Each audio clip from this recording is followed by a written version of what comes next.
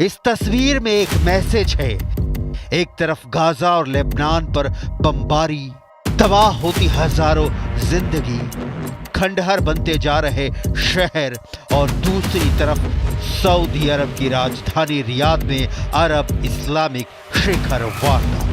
पश्चिम Asia में कुछ बड़ा होने वाला है। क्या अब नेतन्याहू के खिलाफ अरब देशों का चक्रव्यूह तैयार हो चुका है? क्या यह चक्रव्यूह गाजा और लेबनान पर लगातार बमबारी और 48,000 लोगों की मौत का बदला लेगा? क्या अरब के इस चक्रव्यूह में नेतन्याहू और इजराइल की हार फाइनल है? अरब का चक्रव्यूह कौन चला रहा है? क्या इसकी कमान सऊदी अरब के हाथ में है या फिर लगाम ईरान के हाथों में है? मीटिंग ऐसी रही जिसमें एक साल पहले तक एक दूसरे के कट्टर दुश्मन रहे दोस्त बन चुके हैं। यहां सऊदी अरब की दावत पर सीरिया के राष्ट्रपति बशर अल असद भी पहुंचे। ईरान के उपराष्ट्रपति भी आए। जॉर्डन के किंग से लेकर मिस्र के राष्ट्रपति अब्दुल फतह अल सीसी भी पहुंचे। यहां तुर्की के राष्ट्रपति रेजेप तैयप अर्दोआन की मौजूदगी भी एक मैसेज दे रही है। अरब और इस्लामिक वर्ल्ड के 50 से ज्यादा राष्ट्राध्यक्ष और लीडर इस समिट में शामिल हुए और फिर आया सबसे अहम मैसेज। सऊदी अरब के क्राउन प्रिंस मोहम्मद बिन सलमान का इजराइल के खिलाफ सबसे तीखा पैगाम, सबसे कड़वे शब्द, सबसे बड़ी चेतावनी। جدد المملكة إدانتها ورفضها القاطع للإبادة الجماعية التي ترتكبها إسرائيل بحق الشعب الفلسطيني الشقيق، وراح ضحاياها أكثر من 150 ألف من الشهداء والمصابين والمفقودين، معظمهم من النساء والأطفال. ونؤكد أن استمرار إسرائيل في جرائمها بحق الأبرياء والإمعان في انتهاك قدسية المسجد الأقصى المبارك والانتقاص من الدور المحوري للسلطة الوطنية الفلسطينية على كل الأراضي الفلسطينية من شأنها تقويض جهود الهادفة لحصول الشعب الفلسطيني على حقوقه المشروعة وإحلال السلام في المنطقة. मोहम्मद बिन सलमान ने यह भी कहा कि इजराइल ईरान पर हमला करने की गलती ना करे और फौरन गाजा और वेस्ट बैंक से अपनी फौज वापस बुलाए। गाजा में इजराइल की बमबारी शुरू होने के बाद यह पहली बार है जब सऊदी अरब ने नेतन्याहू के युद्ध पर इतने सख्त शब्दों का इस्तेमाल किया है। गाजा में अब तक 43,500 से ज्यादा लोगों की मौत हो चुकी है। लेबनान में मरने वालों की तादाद 3,200 तक पहुंच गई है। ये ऐसे आंकड़े हैं जिसे लेकर अभी तक इजराइल को सबसे बड़ी टक्कर सिर्फ ईरान ने दी है। नेतन्याहू और खामनेई ने इस वक्त भी एक दूसरे के खिलाफ अपनी तलवार म्यान से बाहर निकाली हुई है, क्योंकि ईरान का जवाबी पलटवार कब होगा ये सिर्फ और सिर्फ ईरान के सर्वोच्च नेता अली खामनेई जानते हैं। लेकिन जब अमेरिका में डोनाल्ड ट्रंप के आने के बाद इजराइल को अरब देशों के साथ अब्राहम अकॉर्ड मजबूत होने की उम्मीद नजर आ रही थी, तब सऊदी अरब के क्राउन प्रिंस मोहम्मद बिन सलमान ने एक ऐसा अरब चक्र दिखाया है जिसमें नेतन्याहू घिरे हुए नजर आ रहे हैं।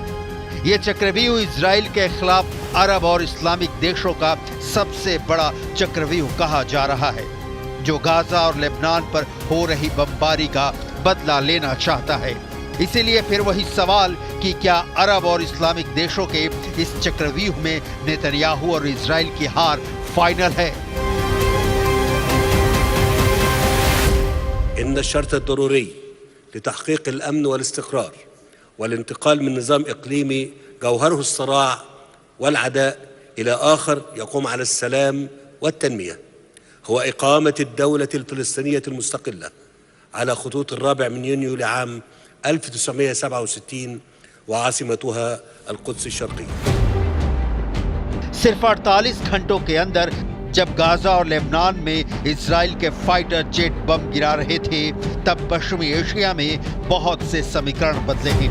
बहुत सी दूरियां नजदीकियों में तब्दील हुई हैं, जैसे ये मुलाकात 2023 में ईरान और सऊदी अरब के बीच रिश्ते सामान्य होने के बाद अब दोनों मुल्कों में संबंध रक्षा सहयोग की तरफ बढ़ चुके हैं।